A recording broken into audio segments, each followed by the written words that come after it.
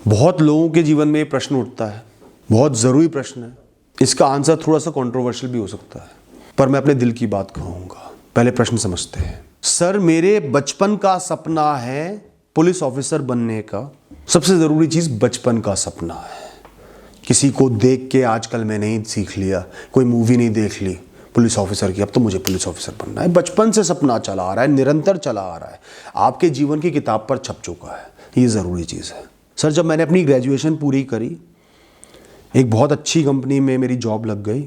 2 साल के लगभग होने वाले हैं। जॉब बहुत अच्छी चल रही है, लाइफ कंफर्टेबल है, स्मूथ है, बहुत अच्छा पैसा है, रहने का घर है, फ़िलहाल के लिए खर्चों की, रोटी की चिंता नहीं है, थोड़ा पैसा जोड़ भी रखा है। दूसरी ज़रूरी चीज़, रोटी की कमी नहीं है, रोटी और छत की सिक्योरिटी है। ऐसा नहीं होना चाहिए कि सपने पूरे करने के लिए रोटी की सिक्योरिटी खत्म हो जाए। अगर रोटी नहीं मिलेगी तो कोई सपना वैसे भी पूरा नहीं कर पाओगे। छत चली जाएगी, सपना पूरा नहीं कर पाओगे। बीमार माता पिता का इलाज नहीं करवा पा रहे तो सपना वैसे भी पूरा नहीं होगा, इतने स्ट्रेस में आ जाओगे। तो एक तो इनके पास छत और रोटी का अरेंजमेंट है, पता है सपना देखा है, तो वो पैसे थोड़े थोड़े जोड़ भी रहे हैं, सिक्योर कर रहे हैं खुद को जॉब करके। सर, मुझे लगभग 6 महीने हो गए अपने सपने के लिए, स्टेट सिविल सर्विसेज के लिए तैयारी करते हुए, पर मुझे उसके लिए पर्याप्त समय नहीं मिल पा रहा। तैयारी बिल्कुल भी अच्छे से नहीं हो रही है। लग रहा है कि ये तैयारी करना बिल्कुल बेकार है। मैं चाह रही हूं कि अपनी नौकरी छोड़ के तैयारी करूं। जिसकी नौकरी से घर चल रहा हो, नौकरी से ही रोटी चल रही हो, उसे नौकरी नहीं त्यागनी, वरना कहीं के नहीं रहोगे, ना पढ़ाई कर पाओगे ना काम के रहोगे। आपको फिर टाइम निकालना ही पड़ेगा। जितना भी टाइम मिल रहा है उसे ईश्वर का आशीर्वाद समझ लो। 2 घंटे 3 घंटे 4 घंटे जितने मिल रहे हैं, सिलेक्शन होने वालों का उसमें भी हो जाता है। तो टाइम नहीं मिल रहा है, जॉब करना ज़रूरी है। सुबह 3 से 5, सुबह 4 से 6, रात को 12 से 2, 4-5 घंटे बीच में ट्रैवल कर रहे हो, मेट्रो में हो, बस में हो, इस तरीके से टाइम निकाल के 4-5 घंटे पढ़ लेना और वीकेंड पे टाइम में पढ़ लेना है। पर नौकरी पे निर्भरता नहीं है और बचपन का सपना है, आप 100% श्योर हो उसके लिए, वो आपके मन पर छपा हुआ है, तो आप नौकरी को त्याग सकते हो। आप पे बच्चों की, माता पिता की बहुत बड़ी जिम्मेदारी नहीं है कि आपके बिना उनका गुजारा नहीं चलता, तो आप फिलहाल के लिए नौकरी को छोड़ सकते हो। क्योंकि प्रैक्टिकल तो यही है कि अगर आप दिन में 10-12 घंटे दे पा रहे हो पढ़ाई को, तो वो बेहतर है आपके लिए। देखो, एक ही तो जीवन मिला है। आज मैं कहूं, अब इनका जो अगला पॉइंट है वो यही है कि माता पिता और सीनियर्स चाह रहे हैं कि मैं जॉब ना छोड़ूं, बेवकूफी होगी। वो अपनी जगह सही है, गलत नहीं है, पर जीवन तो एक ही मिला है ना। मैं उस चीज को भोग चुका हूं। मैंने भी 2 साल कॉर्पोरेट में नौकरी करी है। मुझे भी निरंतर यह एहसास रहता था कि जीवन खत्म हो गया, यही नौकरी करता रहूंगा, कंफर्टेबल है, पैसा अच्छा आ रहा है, इज्जत है, पर जीवन मेरा खत्म। मैं अपने सपने पूरे नहीं कर पाऊंगा, जो मैं चाहता वो प्रयास नहीं कर पाऊंगा, वो अनुभव नहीं ले पाऊंगा। बस मेरे जीवन की ऐसी शुरुआत हुई है कि इसी राह पर चलते चलते मर जाऊंगा। वो मुझे खा रही थी, निरंतर खा रही थी, और मुझे नहीं, मुझ जैसे बहुतों को खा रही थी। तो मैं समझ सकता हूं कि अगर आज आपने अपनी जॉब नहीं छोड़ी, आज आपने अपने सपने को त्याग दिया क्योंकि वो प्रैक्टिकल नहीं है, जीवन भर खुद को कोसती रहोगी, रिग्रेट में, गिल्ट में जीती रहोगी। जो सुख मिलेंगे उनको नहीं भोग पाओगी इच्छा से। तो इससे अच्छा है, एक जीवन मिला है, प्रयास करने के लिए कुछ समय का ब्रेक ले लो, नौकरी को छोड़ दो। टैलेंट आप में है, काबिलियत है, दोबारा शुरुआत मिल जाएगी, इतनी अच्छी ना मिले। अगर वर्स्ट के सिनेरियो भी होता है, सिलेक्शन नहीं होता, तो भी कहीं ना कहीं से दोबारा शुरुआत आप कर लोगी, क्योंकि आप अपने सपने को 10 साल नहीं दोगी, ना देने। एक लिमिटेड समय देना है, 2 से 3 साल दो। दिल लगा के, मन लगा के उसमें प्रयास करो। बीच में फेलियर्स आए, इग्नोर कर दो।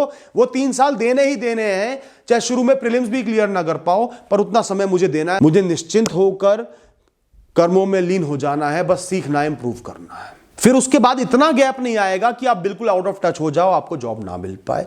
थोड़ा सा ब्रशअप करके कोई अच्छा वैल्यू एडिंग कोर्स दिखे वो कर लेना, किताबों से ब्रशअप हो जाना, प्रैक्टिकल नॉलेज थोड़ा सा और ले लेना, वो तो आप वैसे भी प्रिपरेशन में लोगे, दोबारा स्टार्ट कर लेना। एंड ऑफ लाइफ नहीं हुआ है। और ये जो 2-3 साल पढ़ाई करोगे, इनसे आपकी जनरल नॉलेज का बेस बहुत बढ़ जाएगा। आप एक काबिल इंसान बन जाओगे जो लोगों से विषयों पर बात कर सकता है, जो बहुत बड़ी चीज़ है, जो ज़्यादातर लोग नहीं होते। टीचिंग लाइन में भी जा सकते हो, कम से कम इंटरव्यू देने में, बोलने में, कॉन्फिडेंस में बढ़ जाओगे, क्योंकि ज्ञान की वृद्धि तो हो ही रही है। और माता पिता जो मना कर रहे हैं, सीनियर्स जो मना कर रहे हैं, वो एक रियलिटी चेक है कि ये सपना कितना जरूरी है। बचपन का ही सपना है ना, 4 दिन की चकाचौंध तो नहीं है। मूवी देख ली बढ़िया सी IPS वाली या IAS वाली, या बिजनेसमैन पे देख लिया, उस बिजनेसमैन पे इतना करोड़ रुपए उसका स्टार्टअप चल गया, बस अब यही करना है। ये सिर्फ 4 दिन की चकाचौंध है। मुसीबतें आते ही भाग लोगे, ना इधर के रहोगे ना उधर के रहोगे। हाँ, बचपन से ही वो सपना देखा है, छोटी उम्र से ही, कच्ची उम्र से ही उसके हिसाब से चले हो, जिए हो, तो प्रैक्टिकल होने के लिए उसको मत त्यागना। अब आज ना तो ये जॉब पर ध्यान दे पा रही, ना पढ़ाई पर ध्यान दे पा रही, ना जीवन अच्छा लग रहा, पर इस डर के मारे कि जॉब चली जाएगी और पेरेंट्स निराश हो जाएंगे, ये कुछ नहीं कर पा रही। कोई बात नहीं, कभी कभार हमें जिनसे हम प्रेम करते हैं, जो हमसे प्रेम करते हैं, उन्हें निराश करना ही होता है, क्योंकि वो उनके जीवन में लिखा है। आपका जीवन है, आपको अपने हिसाब से भी जीना, अपने बड़े सपनों का ध्यान आप ही को रखना है और कोई नहीं रखेगा। बाकी सब प्रैक्टिकल चलेंगे, सब अपने अपने मतलब से सोचेंगे या अपने हिसाब से आपका भला सोचेंगे। तो कई बार घर वालों को निराश करना होता है, मैंने भी किया है, आप भी कर दो, कोई बात नहीं। वक्त बदलेगा, आपको मेहनत करते देखेंगे, धीरे धीरे आप जब सफल हो जाओगे या किसी राह पर पहुंच जाओगे तो अपने आप खुश हो जाएंगे। अपनों के लिए हमारा फर्ज है उनके लिए खड़े रहें, उनकी बातें ध्यान से सुने, ये ना करें कि वो बोल ही ना पाए, उनके साथ कमिटेड रहें, उन्हें समय दें बस। इंसान की मनोस्थिति, इंसान का मन ऐसा होता है कि उसको करोड़ों रुपए भी दे दो ना, और कोई सपना उसने बचपन से देखा है, कोई ख्वाहिश बचपन से रखता है, वो पूरी ना हो तो वो पैसा कागज लगने लगता है। और तैयारी भी करो सिस्टमैटिक रूप से, प्लानिंग से। सबसे पहले कुछ समय प्लानिंग को दो, कौन सी किताबें बेस्ट हैं, कुछ समय देना है। ये नहीं कि साल भर उसी में निकाल दिया, 1 महीना 2 हफ्ते खुद को दो ढूंढने में, बेस्ट किताबें कौन सी, सिलेक्शन करना है। कंफ्यूज नहीं होना, नहीं ये नहीं है, नहीं है, नहीं है, ऐसा कुछ नहीं है। सिलेक्टिव होना है, डिसाइसिव होना है। चुन लिया तो चुन लिया, there is nothing as best, you have to be better at selection, you have to do a good selection for yourself, that's it. तो अच्छे कोचिंग इंस्टीट्यूट का चुनाव या अच्छी किताबों का चुनाव, सही सिलेबस का चुनाव, सही दिनचर्या का डिजाइन करना, कंसिस्टेंट होने का कमिटमेंट करना, बीच में होने वाले फेलियर्स को वैल्यू नहीं देना। 3 साल का समय खुद को दिया है तो 3 साल हर दिन इसको देने हैं, इस विषय को, पढ़ाई को देने हैं, इस कर्म को देने हैं, इस बिजनेस को देने ही देने हैं। कितना ही फेल हो जाऊं, कितना ही नुकसान हो जाए, देने ही देने हैं। उसके बाद मुझे भरोसा है, पढ़ाई लिखाई करिए, हाथ पैर सलामत है, बुद्धि सलामत है, कुछ ना कुछ कर लूंगा। इतना ऊंचा ना हो पाए जितना आज है, जितना हो सकता है प्रैक्टिकल होकर, तो भी जीऊंगा चौड़े होकर, क्योंकि मेरे में वो दम था अपने सपनों के लिए प्रयास करने का। ये भाव मन में जरूर रखना। मेरे दादाजी थे, आज ये बात करते उनकी याद आ गई। उन्होंने अपने सपनों के लिए बहुत पढ़ाई करी, बहुत छोटी उम्र में घर छोड़ दिया, जगह जगह धक्के खाए, कभी किसी कजन के यहाँ रुक रहे हैं, इज्जत नहीं मिल रही, रोटी भी ढंग से नहीं मिल रही, कभी हॉस्टलों में धक्के खा रहे हैं। घर त्याग कर सिविल सर्विसेज की प्रिपरेशन करी, इंटरव्यू तक पहुंचे, बहुत हाई स्टेज तक पहुंचे, बहुत नॉलेज एक्वायर करी। पर समय बीतता जा रहा था, घर में निर्वाह करने का वो धन, वो रिसोर्सेज नहीं थे।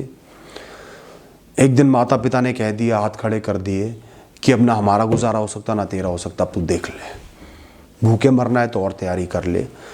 उन्होंने पूरी तैयारी छोड़ के जो थोड़े प्रैक्टिकल एग्जाम्स थे वो दिए और पोस्टल डिपार्टमेंट में जॉब ज्वाइन कर ले। दुख था पर रिग्रेट नहीं था, खुशी थी कि मैंने अपने सपनों के लिए मेहनत करी, अब मुझे सेटल होना था, वो समय आ गया था, जरूरी था, मैं हो गया सेटल।